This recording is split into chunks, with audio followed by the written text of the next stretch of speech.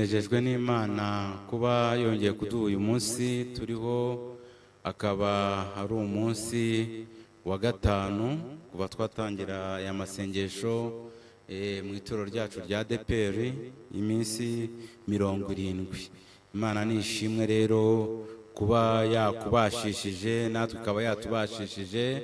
Ndagira ngo twongere duhe ikaze Imana izibane natwe muri uyu mwanya w'aya materaniro ndetse n'aya masengesho, ariko tubanze dusenga Imana, hanyuma niturangiza gusenga Imana turaza kwakirana kuri twebwe twese Imana yagiriye neza tukaba duhuriye aha ngaha. Reka dusenga Imana.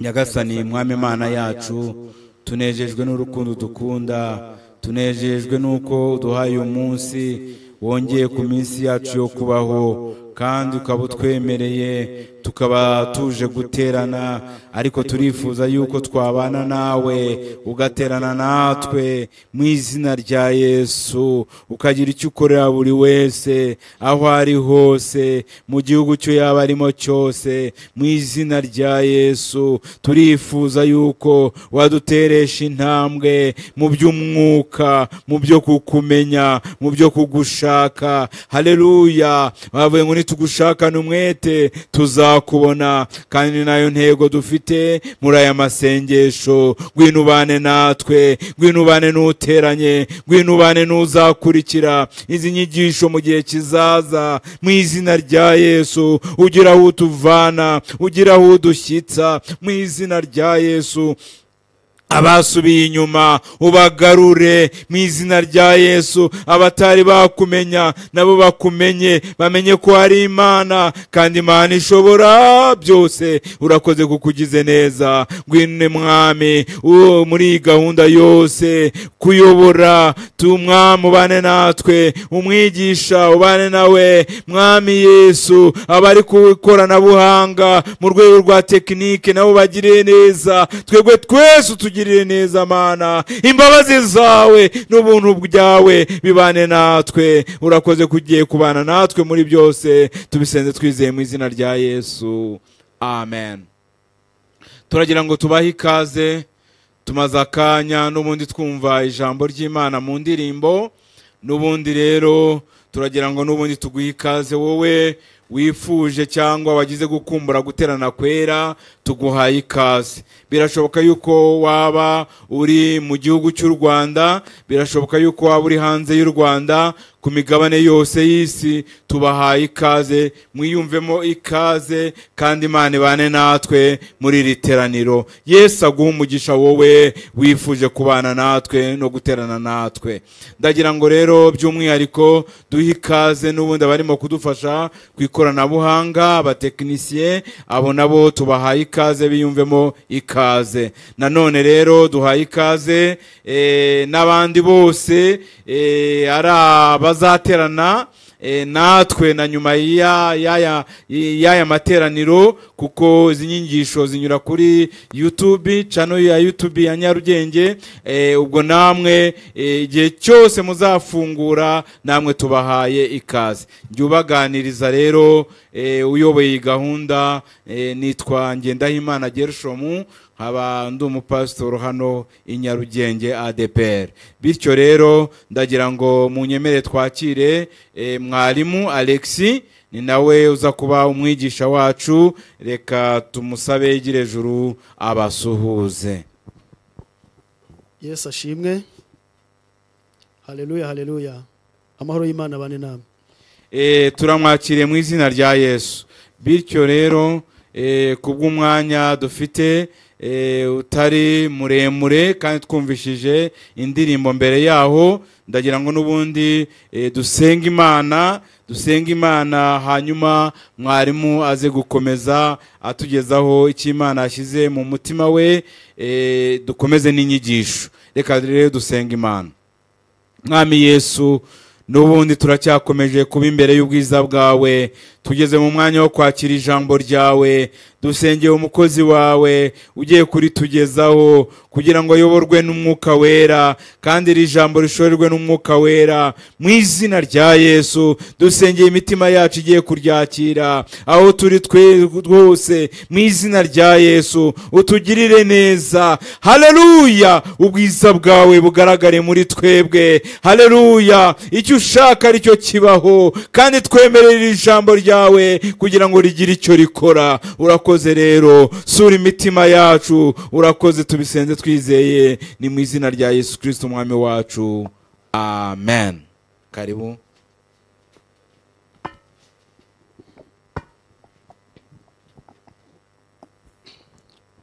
Yesu ashimwe cyane. Dushimye Imana data wa twese igira neza, iduhaye uno mwanya wo kugira ngo tuganire ijambo ryayo. Nkuko pastor yaramaze kubivuga, yaravuze izina rimwe, reka mvuge n'irindi. Yaravuze Alex, reka nongereho na Nsabimana. Amazina ni Nsabimana Alex. Nanjye nkorera umurimo w'Imana no paruwasi ya Nyarugenge ku mudugudu wa Nyarugenge. Imana iduhana umugisha twese muri uyu mwanya wo kwakira ijambo ry'Imana. Murakoze cyane. Tumaze gusenga Imana, reka noneho duhite dusoma ijambo ry'Imana. Nkuko tubizi twese, turi mu masengesho ku rwego rw'igihugu ADPR, kandi dufite insanganyamatsiko cyangwa se umurongo mukuru urimo utuyobora, uboneka hariya muri Yeremiya ibice 29 umurongo waho wa 13. Reka rero nubundi abariho duhera dusoma ijambo ry'Imana, ariko duhere ku murongo wa 10 tugeze kuri 14, ariko nkuko tubizi intego nyamukuru ni ku murongo wa 13. Nyuma yaho turaza gusoma ubutumwa bwiza bwa Yesu Kristo uko bwanditswe na Luka ibice byaho 15 umurongo wa 17 tugize 24. Reka dusome twihuse mu izina rya Yesu. Yeremiya 29 umurongo wa 10 navuga ngo, ahubwo Uwiteka aravuga ati, imyaka 70 yahanuriwe i Babuloni nishira, nzabagenderera mbasozeho ijambo ryanjye ryiza bituma mugaruka ino. Umurongo wa 11, rega nzi ibyo nibwira nzabagirira, ni amahoro si ibibi, kugira ngo mbareme umutima w'ibyo muzabona hanyuma ni Uwiteka avuga. 12, kandi muzanyambaza, muzagenda munsenga, nanjye nzabumvira. Umurongo wa 13, muzanshaka mumbone nimunshakana umutima wanyu wose. Hanyuma umurongo wa 14, nzabonwa namwe ni Uwiteka avuga, kandi nzagarura abanyu bajyanywe ari imbohe, nzabakoranya mbakuye mu mahanga yose n'ahantu hose aho nari narabatatanyirije ni Uwiteka avuga, kandi nzabagarura aho nabakuje mukajyanwa muri imbohe. Reka tujye mu butumwa bwiza bwa Kristo Yesu ko bwanditswe na Luka ibice byaho 15 umurongo wa 17 tugeze kuri 24, naho dusome twihuse ducunguze uburyo umwete. Umurongo wa 17, nuko yisubiyemo aribwira ati, abagaragu ba data ni benshi kandi bahazwa n'imitsima bakayisigaza, naho jye inzara insinze hano. Reka mpaguruke njye kwa data mubwire nti, data nacumuye kuyo mu ijuru no mu maso yawe, ntibinkwiriye kwitwa umwana wawe, mpaka mbe nk'umugaragu wawe. Arahaguruka ajya kwasi, agituruka kure saramubona, aramubabarira, arirukanka aramuhobera, aramusoma. Uwo mwana aramubwira ati, data nacumuye kuyo mu ijuru no mu maso yawe, ntibinkwiriye kwitwa umwana wawe. Ariko se abwira abagaragu be ati, mwihute muzane vuba umwenda uruta iyindi, mumwambike n'impeta ku rutoki n'inkweto mu birenge, muzane n'ikimasa kibyibushye mu kibage tujye twishima. Umurongo wa 24, kuko uyu mwana wanjye yarapfuye none akaba azutse, yari yarazimiye none dore arabonetse, nuko batangira kwishima. Amen. Aya magambo niyo tugiye kwifashisha kugira ngo tuganire kuri iri jambo ry'Imana, nandi dushobora kugenda tuvuga. Nkuko nabivuze, intego nyamukuru dufite ni ugushakana Imana umutima wawe wose, gushaka Imana n'umutima wawe wose. Uyu munsi rero ndagira ngo tuvuge kuri iyo ntego, ariko noneho dufite suteme ivuga ngo imbabazi z'Imana n'uyu munsi ziracyariho, emera kuyigarukira. Intego nyamukuru ni ugushaka Imana n'umutima wawe wose. Ariko uyu munsi ndagira ngo tuvuge kuri suteme ivuga ngo imbabazi z'Imana n'uyu munsi ziracyariho, emera kuyigarukira. Kuko iminota iba yihuta, rero reka tugaruke gato hano kuri Yeremiya twasomye, tuvuge gato kuri Yeremiya, incamake y'igitabo cya Yeremiya. Bamuvuga gute ababashije gusobanura ibya Bibiliya? Nihuse, bamwe iki gitabo cya Yeremiya bavuga yuko ari igitabo cy'umunyamibabaro ngo bitewe n'umubabaro yagize mu rwego rwo kuburira ubwoko bw'Abayuda. Nuko nguko bitewe n'imibabaro yanyuzemo igihe yaburiraga Abayuda.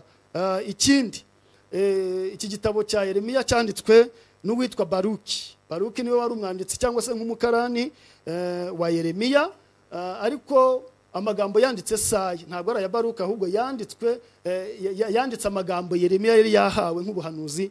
Niyo mpamvu n'ubundi iki gitabo gikomeza n'ubundi kimwitirirwa. Hanyuma kandi bavuga ko cyanditswe nko mu mwaka wa 700 mbere y'uko Kristo Yesu avuka cyangwa se agera hano ku isi.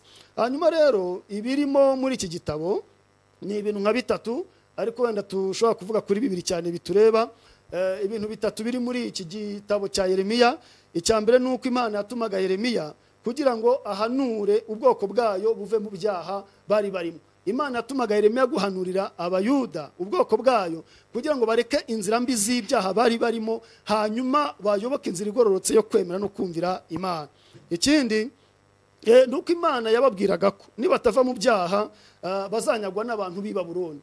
I Babuloni bazabanyaga niba bakomeje inzira zabo mbi. Nicyo ngicyo Imana yifuzaga ko bareka inzira zabo mbi kugira ngo batazanyagwa n'abantu b'i Babuloni. Ikindi rero nanone cya gatatu nuko harimo n'ibindi yatumwe ku bigendanye n'abanyamahanga. Ibyo ngibyo ntabwo wenda ari byo tugiye kuvuga cyane. Hanyuma hari ibice by'ingenzi bigize igitabo cya Yeremiya bigeze kuri bitanu. Icya mbere ni ikigendanye no guhamagarwa kwa Yeremiya. Ubuhamagaro we ubona mu gice cya mbere. Icya kabiri n'ubuhanuzi Yeremiya yahawe uhere ku bice 2 ukageza kuri 25. Icya gatatu ni byabaye ku buzima bwa Yeremiya mu bice 26 ukageza kuri 45. Ikindi ni ibyo yahanuye ku yandi mahanga kuva mu bice 46 kugeza kuri 51. Hanyuma ikindi ni cyo gusenywa kwa Yerusalemu, igice cya 52. Ndagira ngo tugaruke ku magambo twari tumaze gusoma. Amagambo twari tumaze gusoma hano muri Yeremiya 29 kuri uriya murongo wa 13 na hariya twabanje kuhere ku w'icumi. Rero noneho aya magambo Imana yababwiye, twakwibaza ngo byari byagenze gute, cyangwa se hari habaye iki? Ni iki kintu cyari cyabaye kugira ngo babwirwe aya magambo? Ni iki cyari cyabaye kuri bano Bayuda ko tubona bari bagiye baburirwa, bagirwa inama, babwirwa uko bakwiriye kwitwara? Ni iki cyabaye? Ikisubizo rero nuko bari banze kumvira ngo bareke ibyaha bakoraga, ibyo bahanuriwe bibasohoraho. Ari byo wabona muri Yeremiya 25:11, aho ijambo ry'Imana ryavuga ko nibakomeza gukora ibyaha ngo iki gihugu cyose kizaba umwirare ndetse n'igitangarirwa, kandi ayo mahanga akazakorera umwami w'i Babuloni imyaka 70. Bivuze ngo aya magambo twasomye ni iki ngiki cyari cyamaze kubabaho, bitewe nuko banze kumvira ijambo ry'Uwiteka cyangwa se ubuhanuzi Yeremiya yabatumagaho abuhawe n'Imana. Hanyuma rero iri jambo ribasohoraho rivuga ko igihugu cyabo kizaba umwirare kandi bakajyanwa ari abanyagano, ari imbohe hariya i Babuloni. Icyo ngicyo nicyo cyari cyamaze kubashyikaho, hanyuma rero kibageraho. Ariko nk'uko twakomeje tubivuga, twavuze ko imbabazi z'Imana n'uyu munsi zikiriho. Igikora ari uko wakwemera kuyigarukira. Imana nishimwe cyane, hamwe na ya ntego nyamukuru dufite yo gushaka Imana n'imitima yacu yose. Hanyuma rero ibi ngibi bimaze kubashyikira, ntabwo turi bujye mu mateka no kuvuga ibyiciro byose uko bagiye bajyanwa nuko byagiye bigenda, ariko mu byiciro bitatu niho bajyanwe bunyago. Ayo ni amateka muzi, ntabwo rero tugiye kwinjira ku kantu ku kandi. Ariko muri make iki ngiki cyo kunyagwa cyari cyamaze kubageraho, hanyuma bajyanwa i Babuloni ari abanyagano, ari imbohe, nta burenganzira bagifite. Hanyuma rero bagezeyo nta byiringiro bari bagifite, kuko batari bakiri iwabo i Buyuda. impamvu ni iyihe? Abayuda bumvaga ko ibyiringiro by'Imana yabo nyine nuko baba bari iwabo, urusengero barufite, batamba ibitambo, bakora ya mirimo yose uko bakagombye kuba bayikora nk'abantu bari iwabo. Hanyuma rero babonye batakaje igihugu, babona batakaje Yerusalemu, birababaza cyane, ibyiringiro biratakara, bumva yuko ntacyo kubahumuriza no kubafasha kindi, ariko kandi byari byaturutse kuri bya byaha no kwa gukiranirwa bakoze, bakanga kumvira ijambo ry'Uwiteka. Ayo magambo ushatse kuyamenya neza wareba muri Zaburi y'ijana 37, nibwo wabona neza uko bari babayeho, nibwo wabona ubuzima bari babayeho bwari ubuhe. Iyo usomye uhereye ku murongo wa mbere wa Zaburi y'ijana 37, haravuga ngo twicaraga ku migezi y'i Babuloni tukarira twibutse Isiyoni. Bicaraga ku migezi y'i Babuloni ngo bakarira bibutse Isiyoni. Hanyuma ngo ku biti bimera iruhande rw'amazi yo hagati y'i Babuloni ngo twari tumanitseho inanga zacu. Bivuze ngo nta mashimwe bari bagifite muri bo, niko twavuga nta byo kubanezeza, oya, ngo kuko ababajyanyeho iminyago babashakiragaho indirimbo aho hantu, ngo batunyeza bakadushakiraho ibyishimo, bati nimuturirimbire kuri za ndirimbo z'Isiyoni. Ariko no bakavuga ngo twaririmba dute indirimbo y'Uwiteka kandi turi mu mahanga. Ibi biragaragaza yuko nta byiringiro bari bafite, nta byishimo bari bafite. Kandi uzarebe na Daniel avuga ibigeneye no gusenga kwe, yerekezaga cyangwa se amadirishya yakinguraga yerekeye Yerusalemu, nko kugaragaza ko ibyiringiro byabo n'ubundi biracyari Yerusalemu. Aha ngaha rero niho aya magambo yabasanze. Iyo usomye Yeremiya ibice 29 uhereye no mu mirongo ya mbere, nibwo ubona Yeremiya yahanuye aya magambo, akandika n'urwandiko akaruboherereza nk'urwandiko rushobora kubahereza ihumure, rubibutsa ko Imana bamaze kwihana no kwisubiraho yakongera ikabagenderera ndetse ikongera kubasubiza mu gihugu cyabo. Hanyuma rero no ya magambo twasomye harimo ijambo ry'Imana rivuga ngo nzi ibyo nibwira nzabagirira, ntabwo ari ibibi. Aha ngaha biragaragara ko imbabazi z'Imana zikomeje kubakurikirana, imbabazi z'Imana zikomeje kubasangayo. Imana yo mu ijuru nishimwe cyane. Haleluya. Niyo umuntu yasubira inyuma, niyo umuntu yacika intege, niyo umuntu yagwa, ariko imbabazi z'Imana zikomeza kumukurikirana. Aha rero no ya magambo twasomye haravuga ngo muzanshaka mumbone nimunshakana umutima wanyu wose, nubwo mwancumuyeho, nubwo igihugu cyanyu mwakigazwe bitewe nuko mutumviye imiburo yanjye y'ubuhanuzi, ariko hari ibyo nibwira nabagira muramutse mwemeye kwihana. Kandi rero muzanshaka mumbone nimunshakana umutima wanyu wose. Imana yo mu ijuru nishimwe cyane. Gutandukana n'Imana bitera ubwihebe, kugwa bitera ubwihebe, kutagirana ubumwe n'Imana bitera kwiheba mu mutima. Ariko ikintu cyakongera kugusubiza ubusabane ni ukongera kwiyunga n'Imana. Imana yo mu ijuru nishimwe cyane, kuko niyo umunsi wa none ngo igufitiye imbabazi. Hari ibyo yibwira izakugira nuyigarukira, kandi uzayishaka uyibone nuyishakana umutima wawe wose. Imana yo mu ijuru nishimwe cyane. Kwagira ngo twumve impamvu aya magambo yanditswe uyu murongo twasomye, kandi intego nyamukuru dufite nuko Imana yari yongeye kugaruka ku bwoko bwayo nubwo bari barayicumuyeho, hanyuma ikabahanisha i Babuloni. Bagerayo bakabura ibyiringiro, bakabura n'amahoro, bakagira intimba mu mutima. Uko niko bijya bigenda. Iyo umuntu ari mu nzira mbi ashobora guhugurwa ntiyumve, iyo umuntu ari mu nzira gusubira inyuma no gukora ibyaha ashobora kugirwa inama ntiyumve. Ariko iyo ingaruka zijyanye n'ibyo yakoze zimugezeho, nibwo atangira kwicuza akavuga ngo iyo mbimenya iyo ntabikora. Ariko Imana nishimwe ko naho umuntu aratanirwa yananirwa kumva ibiburo uyu munsi wa none, ariko yongeye kwisubiraho, imbabazi z'Imana ziracyamuriho. Imana yo mu ijuru nishimwe cyane, kandi Imana yo mu ijuru nihabwe icyubahiro. Noneho reka dukomeze kuri ya ntego twibaza ngo gushaka Imana n'umutima wawe wose bivuze iki? Gushaka Imana n'umutima wawe wose bivuze iki? Kuko ijambo ry'Imana ryatubwiye ngo muzanshaka mumbone nimunshakana umutima wanyu wose. Bivuze ngo hari ugushaka Imana, hari ukuyibona, ariko tuyishakanye imitima yacu yose. Bivuze ngo nta gace na gatoya dusize. Bivuze ngo nta rugingo na rumwe rusigaye, nta gice na kimwe gisigaye kuri njyewe, byaba intekerezo, byaba imigirire n'ibindi. Igisubizo rero twari twibaje ngo gushaka Imana n'umutima wose bivuze iki? Igisubizo nuko gushaka Imana n'umutima wose bivuze no guhindukira ukihana ukareka inzira yawe mbi. Gushaka Imana n'umutima wawe wose bivuze guhindukira, hanyuma warangiza ukareka inzira yawe mbi, hanyuma ukihana. Turifashisha ijambo ry'Imana riboneka mu gitabo cya Yona ibice byaho 3 umurongo waho wa 10. Niho tugiye kwifashisha ijambo ry'Imana havuga ngo Imana ibonye imirimo yabo uko bahindukiye bakareka inzira yabo mbi irigarura ireka ibyago yari yabageneye ntiyabibateza. Kubera umwanya dufite ntabwo nanone twasubira mu nkuru za Yona na hariya Niniwe ibyuriya murwa, cyakora twakwibukiranya mu ncamake mu magambo make. Turabizi neza yuko Niniwe hariya hari ikibazo cyo kutumvira Imana, hari ikibazo cyo gukiranirwa, hari ikibazo cy'ibyaha byinshi, hari ikibazo cyo kugomera Imana birayibabaza, kugeza ubwo itumye Yona kugira ngo ajye kubaburira no kubabwira. Imana nishimwe cyane. Imana ntishobora guhana umuntu cyangwa ngo hagire ikibazo runaka kimugeraho gihwanye n'ikibi yakoze, ariko itarabanje gutanga imbuzi cyangwa no kugaragaza icyo Imana yifuza ku bantu, nk'uko ijambo ry'Imana ribitubwira ngo yatweretse icyiza icyo ari cyo. Icyo Uwiteka adushakaho kirahari kandi kirazwi, nuko dukunda kubabarira tukagena n'Imana yacu twicisha bugufi ya magambo yose uko muyazi. Aha naho rero Niniwe hari ibyaha bikabije, hanyuma ngo Imana iravuga ngo ngiye kubarimbura bahoye gukiranirwa n'ibibi byabo. Hanyuma ngo nubwo Yona tubizi yabanje kurwana adashaka kujyayo agitarushishi n'ahandi, ariko kuko Imana ari igambira ko ubutumwa buhagera, niyo mpamvu za nzira zose uko tubizi kumirwa n'urufi kumuruka igazozi n'ahandi hose, hanyuma agerayo kandi atangira ivuga butumwa. Arangije ababwira yuko nibatihana muri ya minsi uko tuyizi ngo hazarimbuka rwose, ngo umwami yumvise izo nkuru n'abandi baribaza ngo ubwo bigenze gutyo hakorwa iki kugira ngo dukire iki cyago uwo Uwiteka avuga ko agiye kuduteza. Imana yo mu ijuru nishimwe cyane.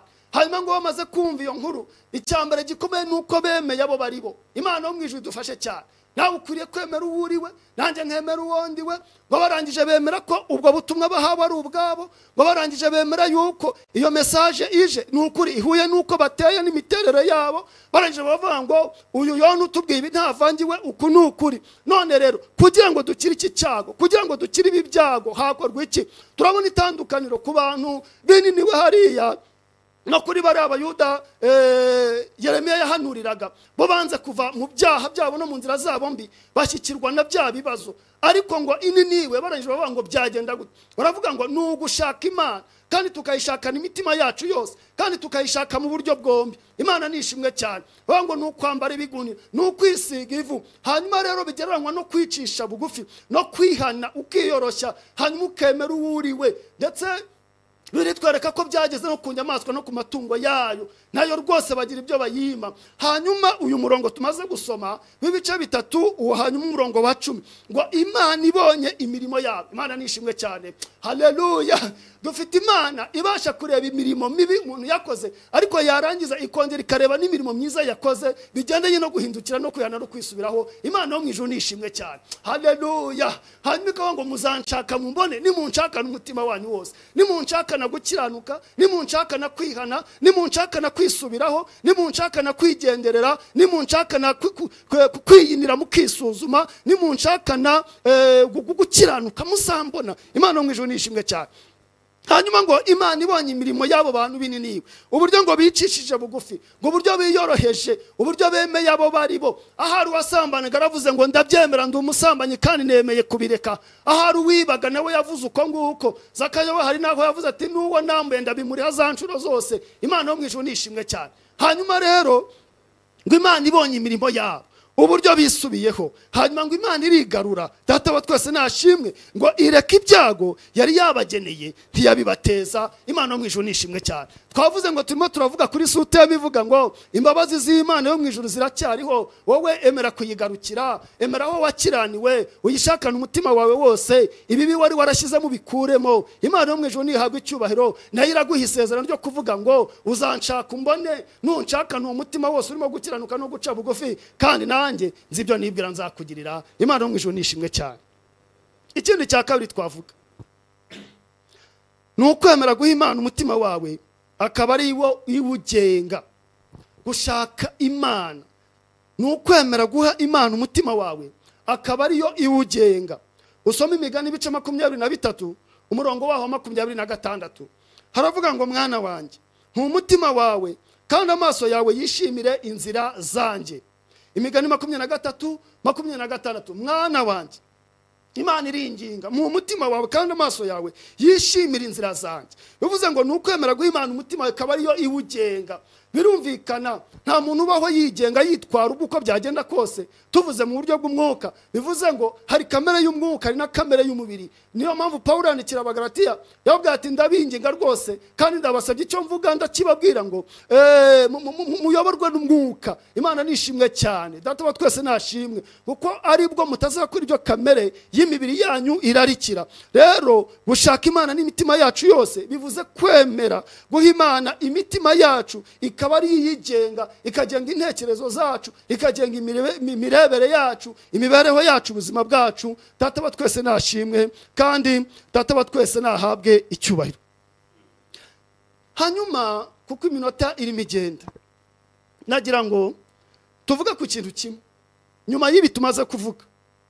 Gushaka Imana n'imitima yacu icyo bisobanuye, icyo bivuze, tumaze kubona ari amagambo kuki bayandikiwe kuriya, hari habaye iki? Baraburiwe banga kwisubiraho, ariko ini niwe baburiwe bemera kwisubiraho. Kandi gushaka Imana n'imitima yacu bivuze yuko twemera guhindukira kandi tukemera ko dutanga imitima yacu Imana akaba ariyo iyigenga. Rero hari icyo nshaka kuvuga. Ibi tumaze kuvuga bitandukanye n'ibyo abantu bibwira. Uti ni ibi tumaze kuvuga bitandukanye n'ibyo abantu bamwe na bamwe bibwira. Nusoma mu gitabo cy'umuhanuzi Yesaya igice cya mbere umurongo wa 11 ukageza ku murongo wa 15. Yesaya igice cya mbere umurongo wa 11 kugeza ku wa 15 ntabwo tugiye kwasoma, ariko ushobora kuza kwasoma ubwawe kandi n'amagambo arimo turayazi. Ahangaha ni iby'Imana yabwiraga Abisirayeli, kubera ko ngo Abisirayeli hari ibintu bari bafite kandi bakoraga, kandi uwabibona akabona ko barimo bashaka Imana cyangwa se akabona ko ari abantu babanye n'Imana neza. Ibyo ni ibihe?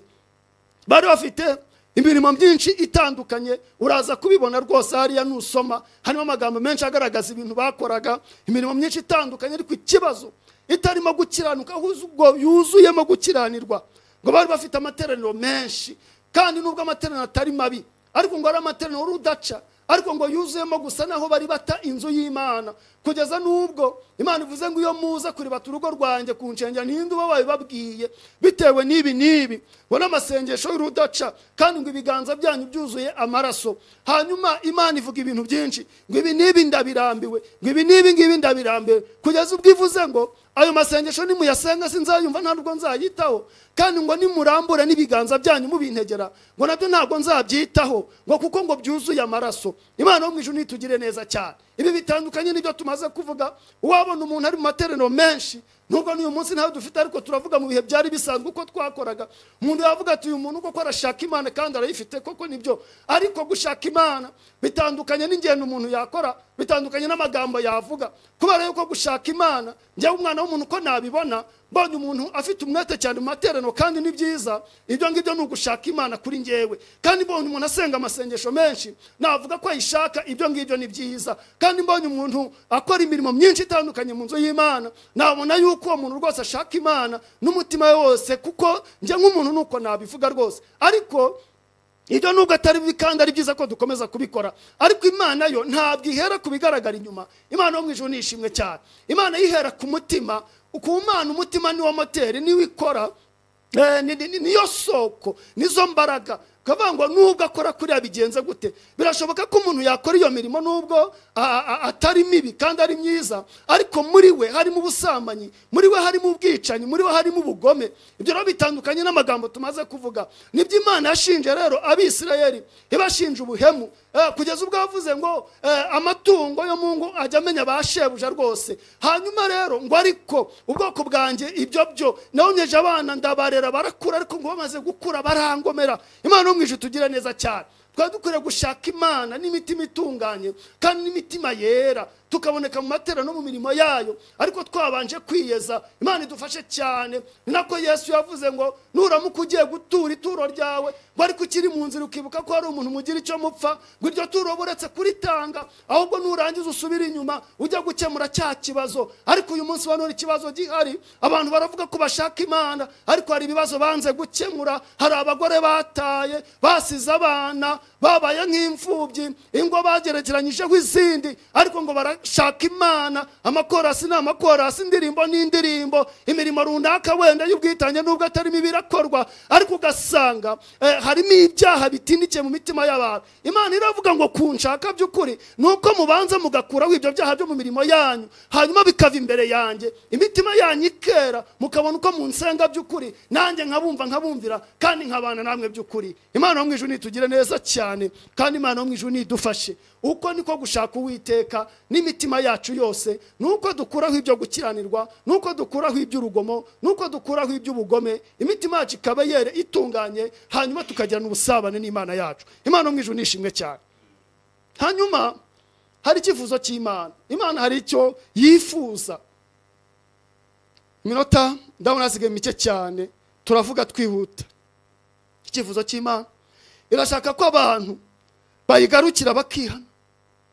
Icyo ni Imana ishaka. Ntabwo ishaka ko abantu barimbuka, ntabwo ishaka ko abantu bapfa bazize ibyaha n'ibicumuro no kugoma no kutumvira imiburo y'Imana, ahubwo irashaka ko abantu bose bakizwa, bihana, bakagarukira Imana. Ni rwa rugero twasomye rw'umwana w'ikirara, rya jambo ry'Imana twasomye muri Luka 15:17 kugeza 24.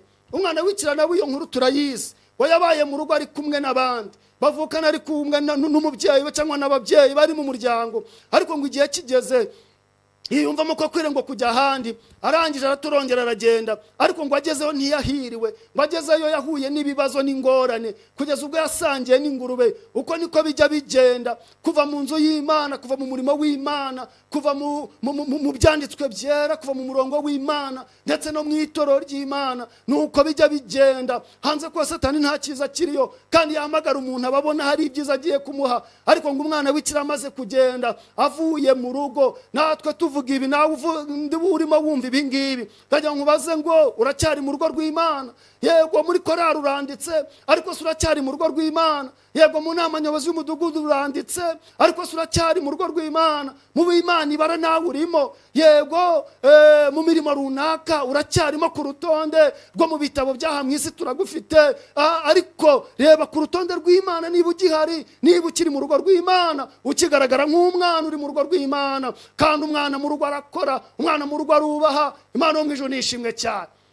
Ariko umwana ngo arangije aragenda, hanyuma ngo ajya mu gihugu cya kure, ibyo yajyanye arabyayisha, hanyuma ngo bimaze kumushyiraho abona ari gusangira n'ingurube. Yari umushumba wazo, sinzi niba babita abashumba, ingurube nazo, ariko ngo araziragira. Hanyuma rero ariko ngo abonye ubwo buzima bayeho, arangira avuga ngo ariko mbayeho gutya, nazize kwigomeka, nazize kutumvira, ariko data aracyahari. Imana nishimwe cyane. Haleluya mwene data, data wa twese aracyahari, urugo rw'Imana ruracyahari, itorero riracyahari, Imana iracyafite imbabazi, Imana iracyateza ibiganza kugira ngo abayishakana umwete bose bemere kuyigarukira kandi irabakira. Arangira avuga ngo nubwo inzara inyishe, ariko kwa data usibye n'abana n'abagaragu n'abaja bararya bagasigaza. Aravuga ngo reka ngende, ntabwo binkwiriye yuko nakwitwa umwana wa data bitewe n'ibyo nakoze, ariko byibura mpake. Ni nako yamubwiye, aravuga ngo ntibinkwiriye bitewe n'ibyo nakoze.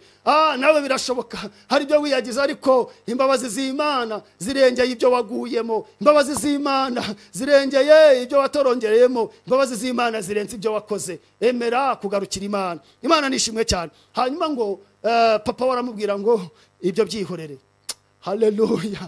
Wari warabuze, wari warazimiye, none urabonetse, wari warapfuye, none urazutse. Ahubwo niba baga ikimasa, niba kwambura iyo myambaro y'ubushwambagara, niba kogoshe, niba kwambika impeta, Imana yo mu ijuru nishimwe cyane. Bati nimureke twishime tunezerwe, uwari warabuze arabonetse, uwari warapfuye arazutse. Imana yo mu ijuru nishimwe cyane. Nguko gushaka Imana n'imitima yacu yose, kubera ko imbabazi z'Imana ziracyaturiho.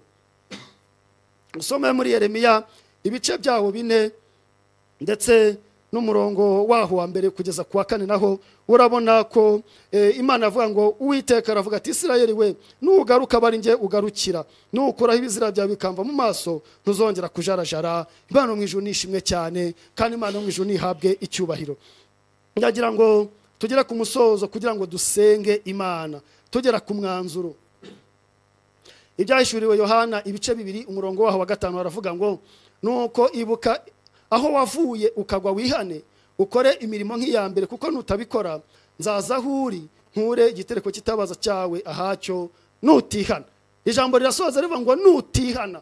Ntabwo ari umugambi w'Imana kuba yahana abantu, oya, si kigendere, si cyo yifuza, oya, ahubwo iragira abantu inama ngo ibuka aho wavuye ukagwa, hanyuma wihane, ugaruke wongere ukora imirimo nk'iya mbere, ya mirimo y'urukundo, ya mirimo yo gukiranuka, ya mirimo yo gutungana, ya mirimo yo gukunda bene so n'inzu yayo n'umurimo w'Imana. Imana yo mu ijuru nishimwe cyane. Bene data, nagira ngo dusenge Imana bitewe nuko iminota yacu niko irimo itubwira, ariko twarimo tuvuga kuri ya ntego nyamukuru dufite muri iri jambo ry'Imana rivuga ngo nugushaka Imana n'umutima wawe wose, cyangwa se dushaka Imana n'imitima yacu yose. Ariko twavuze ngo turavuga kuri no sutema ivuga ngo imbabazi z'Imana n'uyu munsi ziracyariho, emera kuyigarukira. Imana yo mu ijuru nishimwe cyane. Abayuda Yeremiya batumweho barangije banga kumva, barangije bagerwaho n'ibihano, mwami Babuloni arabajyana kandi bamara igihe bababaye imyaka 70 kugeza nubwo abahanuzi b'ibinyoma bababwiraga ngo turagiye dusubiyeyo. Ariko Yeremiya kongera akabatumwaho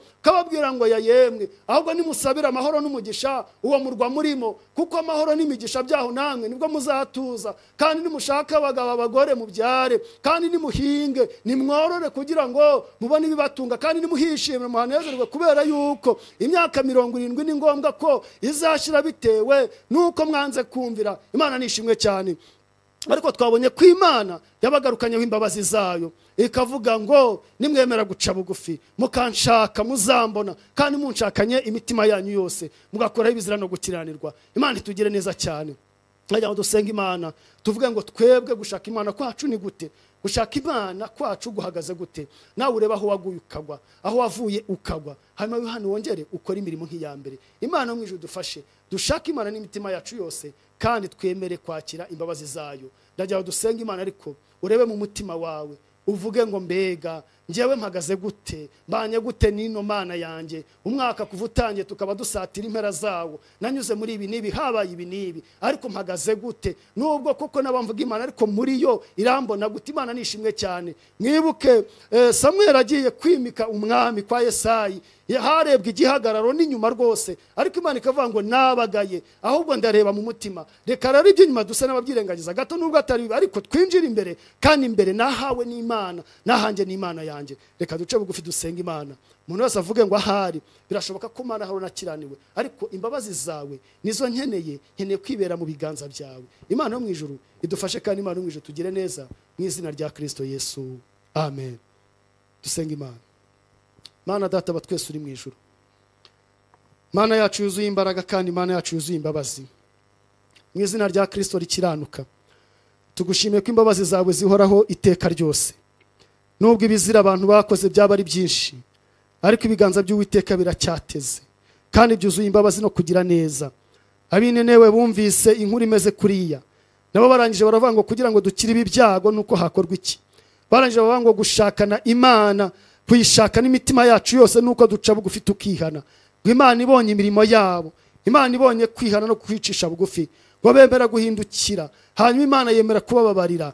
Imana nishimwe cyane. Mwami wanjye kandi Imana yacu, Abayuda bananiwe kumvira imiburo yawe, barangije ibibi byose byabavugwagaho bibageraho, bajyanwa i Babuloni barababazwa, kugeza ubwo ibyishimo byatandukanyijwe nabo babarizwa hariya bakumuri Yerusalemu. Mana nyiri cyubahiro, umuntu yava mu nzu no mu murimo wawe akibagirwa ibihe cyangwa se akajya bikumbura, ariko turagushimye kuko imbabazi zawe zabagezeho, zirababwira ngo muzanshaka mumbone, nimunshakana imitima yanyu yose. Natwe Mwami wanjye turi muri ibi bihe byo kugushaka, ariko imitima yacu niyo tubanje kuguha kugira ngo ubanze Yesu yiboneze, kandi imbabazi zawe tuzakire. Nuko rero umuntu wese yibuka we yavuye akagwa, yihane akora imirimo nk'iya mbere. Urakoze Mwana w'intama w'Imana, imbabazi zawe nizibane natwe, amahoro yawe nabane natwe, urukundo rwawe nirubane natwe, ineza yawe nibane natwe, icyubahiro cyose gikomeze kuba icyawe, mu izina rya Kristo Yesu, amen.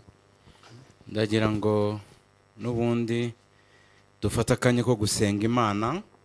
Turacyari mu bihe by'aya masengesho y'iminsi 70.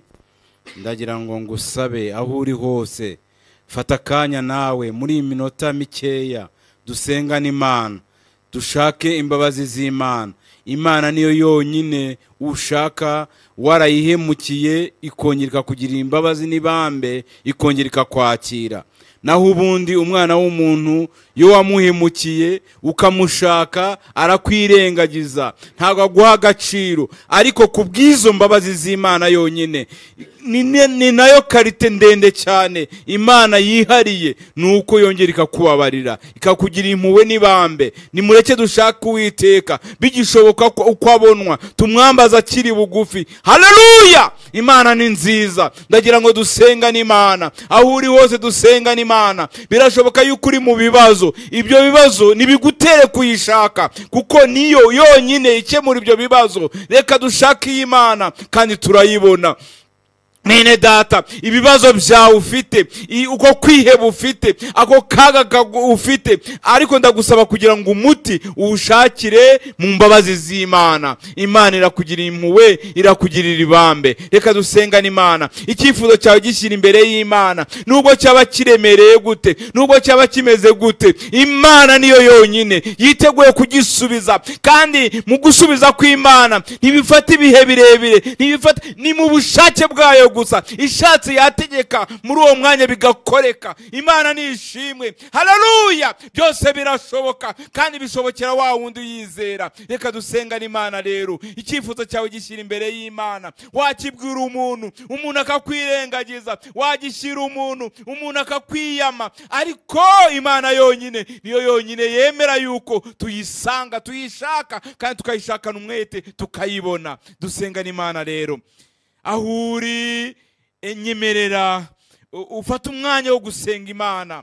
Dufata umwanya wo gusenga Imana. Reka dusenga Imana. Nyagasani Mwami Imana yacu, uyu ni umwanya mwiza turimo nk'abanyetorero. Mwami watugiriye neza, turi muri ibi bihe by'aya masengesho. Aya masengesho nta kindi dufite, nta yindi ntego dufite, ni intego yo kugushaka. Kandi abagushaka bose barakubona. Ntabwo ujya wihisha abantu, ntabwo ujya kure y'abantu. Abantu nibo bajya bakujya kure, bagahunga bakajya kure, ariko iyo bahindukiye urongera ukabagira imbabazi n'ibambe, nk'uko ijambo ryawe ritubwiye. Uri Imana y'imbabazi, uri Imana y'imbabazi. Ujya ugira imbabazi nyinshi mu izina rya Yesu. Mwami Imana, uyu mubyeyi aragushaka kandi yaraguhemukiye, ariko ndagusabye kugira ngo ubanze umugire imbabazi, umugire impuhwe n'ibambe. Ibyo urabikora ukabishobora. Haleluya, haleluya. Urakoze Data wa twese. Ntabwo dushaka yuko ibyifuzo byacu wahita ubisubiza gutya gusa, byo byagukundira, ariko icyo dushaka ni imbabazi zawe mbere na mbere.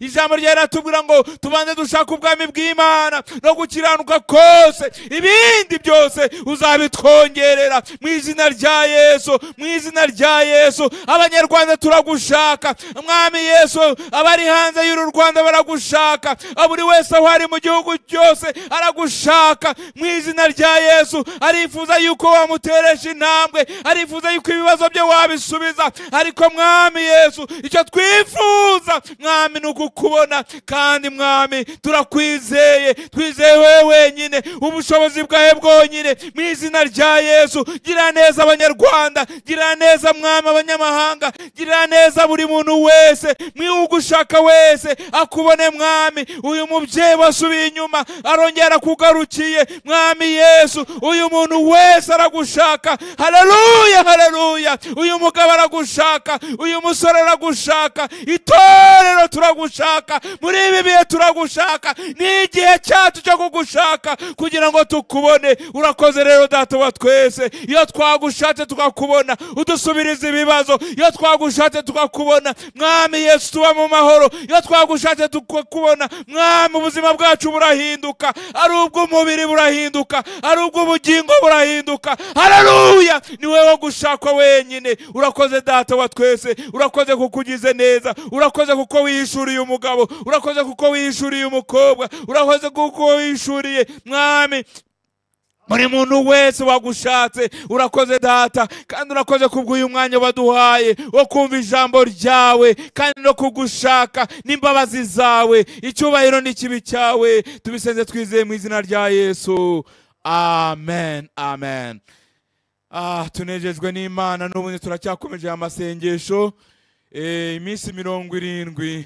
Ndagusaba kugira ngo rwose ushake Imana na nyuma yaho birashoboka nubwo twafashe intego muri iyi minsi 70 yo gushaka Imana, ariko nayo na nyuma yaho y'iminsi 70 Imana izakomeza kuba Imana, izakomeza gushakwa. Haleluya! Izakomeza gushakwa, kandi uzayishaka wese azagenda ayibona, kandi Imana igenda igira ukuntu yishurira umuntu wese uko yishatse urayibona. Imana nishimwe cyane. Rero umunsi w'ejo turakomeje, ndetse muri aya masaha nk'uko twatangiye n'ubundi tuzakomezanya n'ubundi. Rero amatangazo nayo ngayo, ibindi tuzabikomeza ubutaha. Reka dusaba bari muri studio n'ubundi baze kudutegurira, ariko mbere yuko badutegurira mwarimu watwigishije n'ubundi reka basabire umugisha, hanyuma studio ize gushyiraho indirimbo, hanyuma dukomeze twumva izo ndirimbo.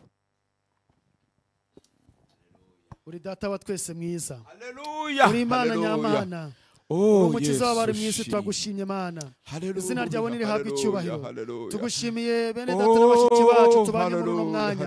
Turi mu mwanya wo kukuba imbere, umwanya wo gushaka mu maso hawe, umwanya wo kukwikubita imbere, kandi ntabwo uzigera wihisha umuntu uwo ari we wese uza gushaka, ntabwo uzamwisha na gatoya. Izina ryawe nirishimwe. Urakoze Mana, aba wishimira, abantu witaho, n'abafite imitima ishenjaguwe n'ijambo ryawe kandi igacishwa bugufi. Urakoze Uwiteka Imana. Aya manywa turasenze, umugisha w'Imana ube ku bwoko bwawe, umugisha w'Imana ube kubagushaka, umugisha w'Imana ube kubaguhendahenda. Mana nyir'icyubahiro, umugisha w'Imana ube ku muntu uwo ari we wese wemera uwo ari we, kandi akemera intege nkeya yagize mu izina rya Kristo, gucogora no gusubira inyuma, areka kwikubita imbere akavuga ngo ndakugarikiye Uwiteka, nawe ungarukire kandi ungarure ibihe byanjye byongere bimere nk'ibya mbere.